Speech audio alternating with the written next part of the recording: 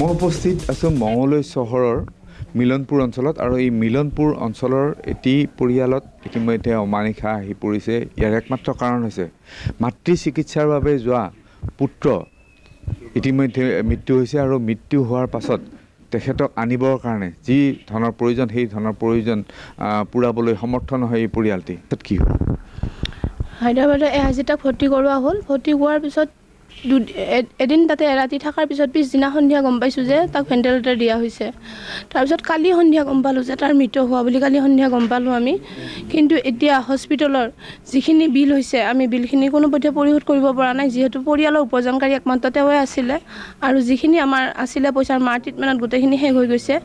আৰু এতিয়া লগত তাৰ হস্পিটেলৰ বিলটো আৰু যিখিনি আমাৰ অসমলৈ অনাৰ ব্যৱস্থা অসমলৈ তাক আমাৰ ঘৰখনলৈ তাক আনিব লাগে তাৰ ডেড বডিটো।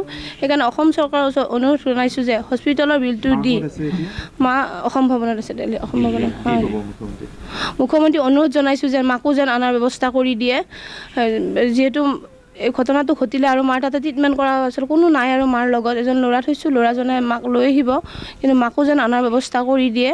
আৰু এই যি মোৰ ভাইটিৰ যিখিনি বিল হৈছে হস্পিটেল এআইজিত সেই বিলটো আমি দিব পৰা নাই আৰু বিল দিব নোৱাৰাৰ কাৰণে ডেড বডিৰ লগতে যিকেইজন মানুহ তাতে আছে গোটেইকেইজনক আবদ্ধ কৰি ৰখা হৈছে। গোটেইখিনি যেনে আমাক মুকলি কৰি দিব পাৰে অসম চৰকাৰৰ অনুৰোধ জনাইছোঁ। মই আপোনালোকৰ জানিব বিচাৰিম যে আপোনাৰ স্থানীয় লোকে কি কৰি কেনেকুৱা পৰিস্থিতিৰ সন্মুখীন হৈছে, কি কৰিব? এতিয়া আমাৰ স্থানীয়ভাৱে আমাৰ কৰিব পৰা কোনো সমৰ্থন নাই, যিহেতু আমাৰ এইখিনি গোটেইখিনি মানুহে পেঞ্চনাৰ মানুহ, গতিকে 4-5 লাখ টকা আমাৰ ইয়াৰ পৰা দিয়াটো সম্ভৱ নহয়।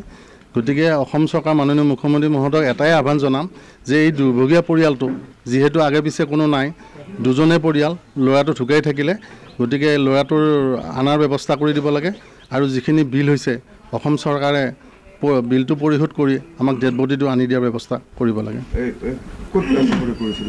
আমাৰ পশ্চিমবংগৰ ব্লকৰ টেক্স কালেক্টৰ আছিলে, আজি বেছি দিন হোৱা নাই, 11 মাহ হৈছে চাকৰি কৰা। গতিকে আকৌ আগৰ দেউতাকো সেনেকৈ ঢুকাইছে ট্ৰিটমেণ্টৰ অভাৱত, আকৌ সেইকাৰণে মাককো এই ট্ৰিটমেণ্টৰ অভাৱতে মোটামুটি এই পৰ্যায়ে পাইছেগৈ। গতিকে অসম চৰকাৰক বাৰে বাৰে আমি এটা অনুৰোধ ৰাইজৰ ফালৰ পৰা আমি অনুৰোধ জনাইছোঁ যাতে এই ল'ৰাজনক আমাৰ আনি এই ইয়াতে আনি দিয়ে। কি ক'ব মুখ্যমন্ত্ৰী, কি ক'ব আপোনালোকে যে যিহেতুকে এই ক্ষেত্ৰত পৰিয়ালটোৰ অৱস্থা ইমানেই বেয়া যে তেওঁলোকে আনিবৰ কাৰণে সম্ভৱ নহয়?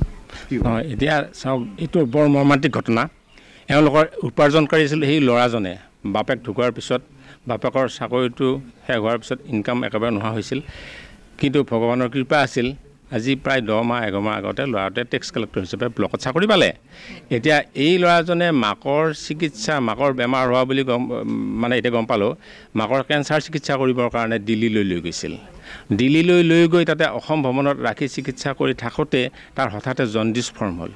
জণ্ডিছ ফৰ্ম হোৱাৰ পিছত তাৰে মানুহে লগ লাগি ক'লে যে আমি এই ল'ৰাটোক এতিয়া জণ্ডিছৰ কাৰণে হায়দৰাবাদৰ AIG হস্পিটেল, ব্যক্তিগত হস্পিটেল এখন, এই ব্যক্তিগত হস্পিটেললৈ লৈ গ'ল। আৰু আপোনালোকে জানে ব্যক্তিগত হস্পিটেল মানে হৈছে টকা পইচাৰ মামলা।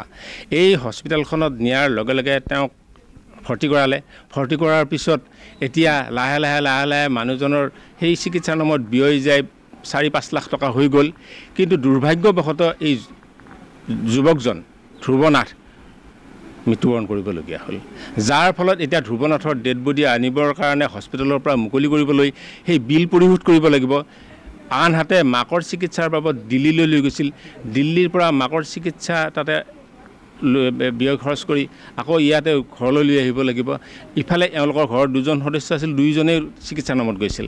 গতিকে আমি আমাৰ স্থানীয় ৰাইজ হিচাপে আমি কৈছোঁ যে মুখ্যমন্ত্ৰী মহোদয়, আপুনি অন্ততঃ এই পৰিয়ালটো, এই দুৰ্ভগীয়া পৰিয়ালটিৰ মাকক দিল্লীৰ পৰা অনাৰ ব্যৱস্থা কৰি দিয়ক আৰু ধ্ৰুৱজ্যোতিৰ মৃতদেহ সেই AIG হস্পিটেলৰ পৰা চৰকাৰে সম্পূৰ্ণ খৰচ বহন কৰি এই মৃতদেহটো আমাৰ মাজলৈ যেন তেওঁলোকে আনি দিয়ে।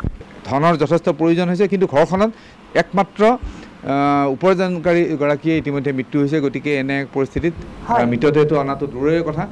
হেমন্ত বৰুৱা, আপোনাক ধন্যবাদ জনাইছোঁ।